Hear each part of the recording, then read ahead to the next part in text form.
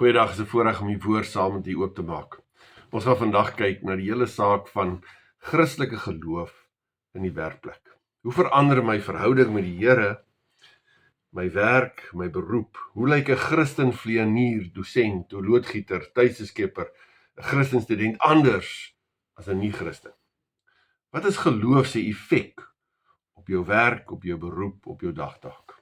Hoekom spring jy met opgewondenheid maandag uit die bed omdat jy nie kan wag vir hierdie komende week nie? Of dan, hoekom nie? Hoekom spring jy nie met opgewondenheid uit die bed nie? Kom ons kyk na hierdie saak en miskien lê dit in die verstaan van waar pas my werk in die groter prentjie? Hoekom doen ek werk? Wat is die doel van werk? En die plek van werk in die heel van dit wat God doen, in die geheel van my lewe en van my roeping. Ons lees Genesis 1 vers 26. Toe het God gesê, kom ons maak die mens as ons verteenwoordiger, ons beeld, sodat hy kan heers oor die vis in die see, die voëls in die lug, die makdiere, die wilde diere, al die diere wat op die aarde kruip. God het die mens geskep as sy verteenwoordiger, as beeld van God het hy die mens geskep, man en vrou het hy hulle geskep. Toe het God hulle geseën en vir hulle gesê, wees vrugbaar, word baie, bewoon die aarde en bewerk dit. Heers oor die vis in die see, oor die voëls in die lug, oor al die diere van die aarde, ook oor die diere wat op die aarde kruip. En ook Kolossense 3, net so 2 verse, vers 23.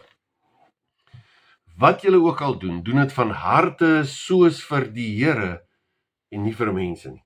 Omdat julle weet dat julle van die Here as beloning sal kry wat hy beloof het. Christus is die Here in wie se diens julle staan.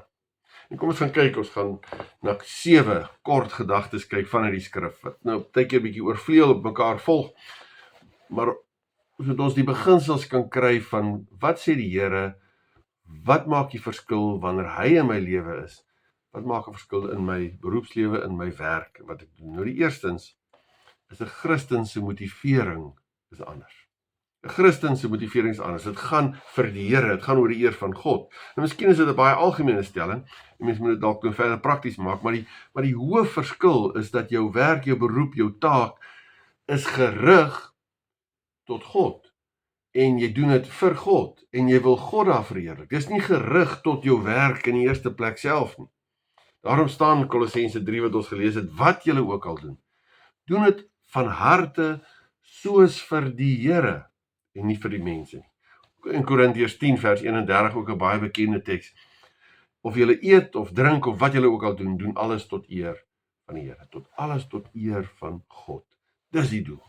Die doel is nie eerstens om bloot die firma waarvoor jy werk tevrede stel nie. Dit gaan nie maar in die eerste plek bloot oor 'n status of geld of selfs bevordering. Jou studies is nie maar bloot om 'n matriek te kry of 'n graad te kry nie.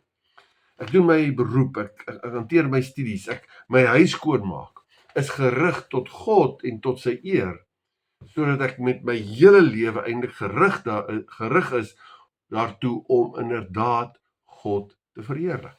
Dis die doel. Soms wil ons die werk doen bloot terwille van geld of terwille van my ideaal, is baie keer so groot dryfveer, my ideaal, of om my gawes te gebruik, of omdat ek moet, of terwille van my kinders. En seker dat alles is nie onbelangrik nie, maar vir 'n Christen is die eerste fokus oor werk. So eintlik met alles. Maar die eerste fokus, ek wil God daardeur verheerlik. Ek is sy verteenwoordiger, Genesis 1 vers 26. Ek doen dit van harte vir hom, die Here, Kolossense 3 vers 23, om hom te verheerlik. Dis waaroor dit gaan, 1 Korintiërs 10 vers 31. Maar dan in die tweede plek, as Christen het jy 'n identiteit in Christus en nie in jou werk nie. En dit bring balans. Veral in ons westerse kultuur is dit baie keer bepalend van wie jy is, en word dit bepaal deur jou werk, en jou waarde word bepaal amper deur die werk wat jy doen. Jou identiteit word maklik bepaal deur dinge wat jy bereik het in jou lewe, of die materiële besittings wat jy verwerf het. Maar die punt is, as jou identiteit in jou werk lê, dan gaan jou beroepskeuse of jou beroepssukses gaan baie keer na jou kop toe gaan. En jy gaan dink, jy is die myn peanut in die pakkie, en jy is op alle terreine so besonder, die gevaar is so groot vir selfverheffing. Sien dit ook by die toring van Babel in Genesis 11, waar hulle die groot toring gebou het, om te wys hoe slim en hoe goed en hoe belangrik hulle is, om hulle naam te maak, soos wat daar vers 4 staan. Hulle wys, hulle is iemand. En ja, ons weet, ons ken die geskiedenis van hoe dit net gebreek is en versprei is, en ja, dit nie so goed uitgedraai nie. Maar dis die gevaar as jou identiteit wil sê, maar my werk en my beroep, dit wat ek doen, sê hoe belangrik ek is, of aan die ander kant, as jou identiteit in jou werk lê en jy misluk, dan gaan dit na jou hart toe en jy verloor moed en jy verloor die lus vir die lewe, want jou beroepsmislukking bepaal dan wie jy is. Nee, as Christene is ons identiteit in Jesus Christus, nie in ons werk, ons sukses, ons geld, ons taak of selfs ons mislukking nie. Galasiërs 2 sê, nou is dit nie meer ek wat lewe nie, maar Christus wat in my lewe. My identiteit, wie ek is in Christus, in my lewe deur sy gees. Of 2 Korintiërs 5 vers 17, iemand wat aan Christus behoort is 'n nuwe mens, die ou is verby, die nuwe het gekom. Ek sê 'n nuwe mens en dit lê in Christus. Ons lewe, ons ware, ons identiteit lê in Christus. My identiteit lê in die feit dat ek in verhouding met God verteenwoordiger van God is, soos ons gelees het in Genesis 1. En dit bring balans en perspektief. Daarom hoef ek nie my uit te brand en in 'n werkholus te wees, net om iets te bereik, om iemand te wees nie, want ek is reeds iemand in Christus. En as Christen, wat in Christus is, het ek natuurlike taak en roeping, maar laasgenoemde, my taak en roeping definieer nie wie ek is, definieer nie my lewe nie. Partykeer vergeet ons dit. En dan maak ons van ons werk, ons lewe en ons identiteit. Maar ons is nie meer slaaf van ons werk, soos eintlik direk na die sonneval nie, ons is in Christus. Ons is kind van God, ons is vrygespreek met 'n bepaalde beroep en met 'n bepaalde roeping, maar ons kan dit in balans lewe binne die geheel van die lewe. 'n derde stelling wat daaruit voortvloei. Omdat 'n Christen werk sien as deel van God se skepingsopdrag en sy heersopdrag, het alle werk waarde. Al is dit sogenaamd eenvoudige werk. Genesis 1 het ons gesien, God het die mens geskep as sy verteenwoordiger, as beeld van God het hy die mens geskep, man en vrou het hulle geskep. En vers 28, wees vrugbaar, word baie bewoon, bewerk dit, heers oor die vis in die see, die voëls in die lug, al die diere van die aarde, ook al die diere wat op die aarde kruip. So, ons sien hier in Genesis, God het in die eerste plek gewerk, in Genesis 1 vers 1, God het die hemel en die aarde gemaak, maar dan kies God om verder te werk, juist deur sy verteenwoordigers, die mens wat hy geskape het daarvoor, vers 26. Daarom is werk inderdaad ook 'n seën van God. Daar staan, God het hulle geseën en vir hulle gesê, wees vrugbaar, word baie, bewoon die aarde en bewerk dit, heers oor die aarde. So let wel, is nogal interessant as mens nou vandag sou sê, wat is jou doel? Dan sal mens baie keer eerstens antwoord om die evangelie te verkondig. Maar hier is nog eintlik 'n doel voor die sondeval. Nou hier het ons te doen met voordat daar sonde gekom het, want ja, met die sondeval is jou verhouding met God gebreek en alles is deur mekaar en jy moet eers in 'n verhouding weer met God kom. En daarom is die evangelie verkondig. Maar hier is dit nie die verkondiging van evangelie, is wees verteenwoordiger van God, heers oor die aarde. Dis as dit ware, snoei die boom, bewerk die aarde, ontwikkel dit. Dis is roeping van God, vanuit jou verhouding, herstelde verhouding met hom. Ja, met die sonneval het nou daar 'n moeitevolle element bygekom, maar in Christus is daar ook weer verlossing, om vanuit sy verlossing, vanuit sy vrede, jou werk te kan doen, en sy heerskappy en liefde in te dra in hierdie wêreld. Die punt is, ons is deel van God se plan om te heers en te sorg vir hierdie wêreld. As mense byvoorbeeld kyk na 'n versie soos Matteus 6, dan kyk ons na God se sorg. Daar staan, as God aan die gras van die veld wat vandag nog daar is en môre verbrand word, so versier, hoeveel te meer sal hy dan nie vir julle sorg nie, julle klein gelowiges. Of Psalm 28 vers 9, red u volk en seën die wat aan u behoort, wees vir hulle herder en sorg altyd vir hulle. So die Here sorg. Maar hoe sorg die Here? Die Here sorg juis ook deur die boer wat plant en oes, deur die een wat die voedsel verwerk, deur die een wat dit aanry na die winkel toe, die een wat dit verkoop. Die boer, die verwerker, die vervoerder, die verkoper is instrumente in die hand van die Here. Hulle is die hande van die Here wat inderdaad sorg. Spreuke 30 vers 5, elke belofte van God is betroubaar, hy beskerm die wat by hom skuil. Maar hoe beskerm die Here? Die Here beskerm ook deur die staat, die polisie, sekuriteitsmaatskappye. Hulle is medewerkers in God se plan. Elke taak, hoe skynbaar gering ook al, kry betekenis in die groter prentjie van ons is God se verteenwoordiger. Ons is deel van wat hy doen en wil doen hier op aarde. En daarom prakties moet ek en jy doen wat ons moet doen binne die beroep wat die Here ons plaas, of die plek waar die Here ons plaas, as verteenwoordiger van God. Soos Tim Keller het gesê, as jy 'n Christen vlieënier is, land die vliegtuig. Dit is great as jy traktaatjies uitdeel, as jy omgee vir jou passasiers, maar jy moet die vliegtuig land. As jy nie die vliegtuig ordentlik kan land nie, en goed en veilig kan land nie, dan is jy miskien 'n Christen of 'n goeie Christen, maar jy is nie 'n vlieënier nie. 'n Christen vlieënier moet ook die vliegtuig land. 'n Christen bakker moet die brood bak. Die Christen straatveer moet die straat vee. Die ou wat die brug moet dit bou, verkieslik dat dit bly staan. Of balanseer die state wat jy moet, lewer die pakkie af, leer die studente, wat ook al jou roeping is, dit is wat jy moet doen binne die groter plan van God, dat jy verteenwoordiger van hom is, en moet heers oor hierdie skepping. Jou taak en jou werk is deel van jou oorspronklike, selfs voor sondeval, skepingsroeping, om as verteenwoordiger van God hierdie aarde te laat funksioneer en te laat groei en te laat ontwikkel. So daarom kan Christene ook nie neerkyk op 'n sekere tipe werk. Elke taak, elke beroep is deel van God se regering en bestuur van hierdie aarde. Ons is verteenwoordigers van hom en elkeen op 'n unieke manier ook eintlik verteenwoordiger van hom. Ons is, soos die Bybel sê, dan nie sommer net hier jy mense of werkers of wat. Ons is medewerkers van God. In wat jy ook al doen, hoe gering dit skynbaar in die oë van mense is, jy is 'n medewerker van God. En jy is daarom die vierde stelling, as jy as Christen deel is van God se plan, dan doen jy die beste wat jy kan en jy doen dit voluit. Kolossense 3 sê, wat julle ook al doen, doen dit van harte, soos vir die Here en nie vir mense nie. Of Efesiërs 2, God het julle gemaak wat julle nou is, in Christus Jesus het hy jou geskep om jou lewe te wy aan die goeie dade waarvoor hy ons bestem het. Dit is sogenaamde geestelike dinge, maar ook jou roeping as verteenwoordiger op aarde.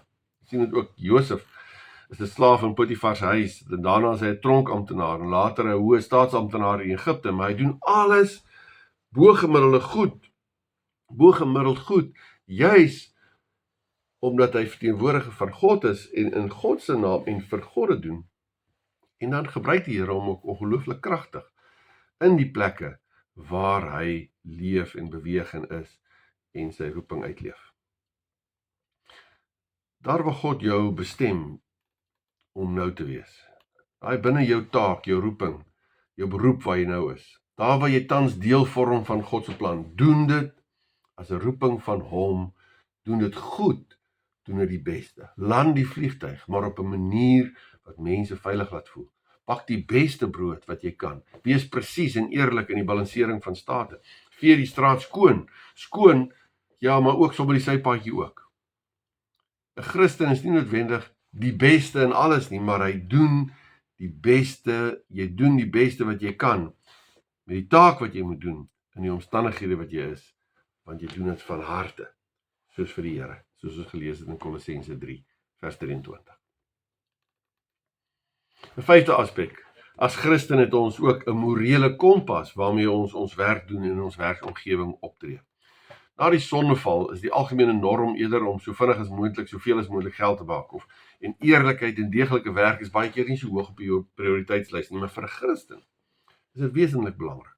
Ons het 'n kode van reg en verkeerd wat van God afkom, voor die Here, maar ons het ook 'n kode voor die Here, wat ons wil leef, sodat ons 'n getuienis na die wêreld toe kan uitleef.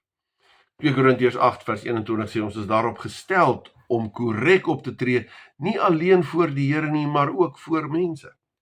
Filippense 2 vers 15, sorg dat julle bo alle verdenking staan, opreg bly, onberispelike kinders van God te midde van ontaarde en korrupte mense, tree onder hulle op as ligdraers in hierdie wêreld. Bo verdenking, opreg. Eerlikheid in 'n besigheid is nie 'n opsionele ekstra vir 'n Christen. Eerlikheid met beleggers, met kopers en hoe jy ook al handel. Vir 'n Christen is daar nie kort baie ten koste van die produk wat gelewer word.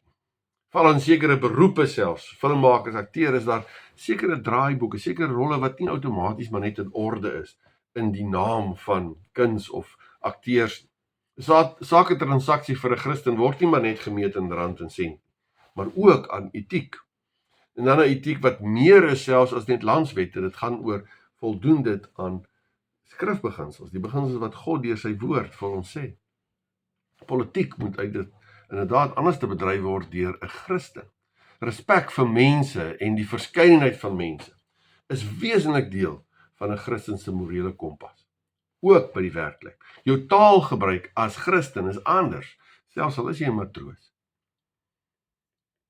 Maar dan in 'n 6de plek, geloof in Christendom laat jou die groter prentjie sien as net hierdie bepaalde omskrewe taak wat jy moet doen by jou werksplek.